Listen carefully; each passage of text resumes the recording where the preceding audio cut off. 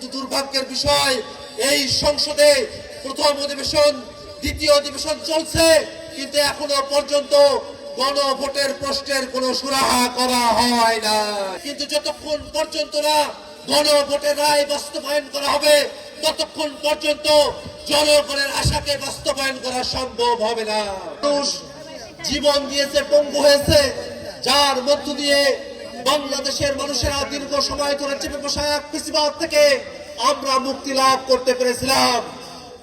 এবং তারপরে আমরা একটা নতুন বাংলাদেশের প্রত্যাশা করেছি, এমন এক বাংলাদেশ যেই বাংলাদেশে কোনো বিভাজন থাকবে না, যেই বাংলাদেশের সকল নাগরিকের অধিকারকে সুরক্ষা দেওয়া হবে, যেই বাংলাদেশে গণতান্ত্রিক প্রতিষ্ঠানগুলোকে শক্তিশালী ভাবে দাঁড় করানো হবে, যেই বাংলাদেশে গণতন্ত্র, ভোটাধিকার এবং রাষ্ট্রীয় প্রতিষ্ঠানগুলোতে জবাবদিহিতা নিশ্চিত করা, এটাই ছিল আমাদের মূল উদ্দেশ্য।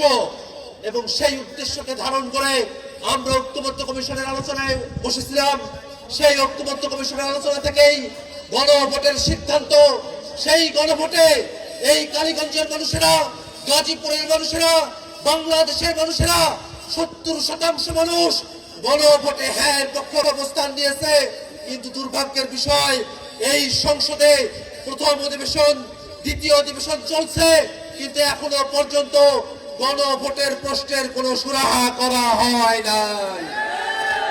আমরা সরকারকে জানান দিতে চাই যে বাংলাদেশের মানুষেরা 70% মানুষ গণভোটে হ্যাঁ পক্ষে বলেছিল, সেই মানুষেরা কিন্তু এখনো পর্যন্ত জীবিত আছে, সেই মানুষেরা জেগে আছে, তারা অপেক্ষা করছে, তারা সরকারকে সময় দিচ্ছে। কিন্তু যতক্ষণ পর্যন্ত না গণভোটের রায় বাস্তবায়ন করা হবে ততক্ষণ পর্যন্ত জনগণের আশাকে বাস্তবায়ন করা সম্ভব হবে না। ভাইরা আমার, আমরা এই বাংলাদেশে নানা ধরনের অরাজকতা দেখছি, বিভিন্ন জায়গায় চাঁদাবাজি, ছিনতাই, মাদকের সাম্রাজ্য তৈরি হয়েছে। আমরা সরকারের কাছে বলতে চাই, বাংলাদেশ থেকে মাদক, চাঁদাবাজের যে সাম্রাজ্য তৈরি করা হয়েছে সেগুলোকে অবশ্যই নির্মূল করতে হবে। এবং পাশাপাশি আমরা বাংলাদেশে জাতীয় নাগরিক পার্টি এনসিপির একটি মধ্যমপন্থী রাজনীতিকে ছড়িয়ে দেওয়ার কাজ করছে।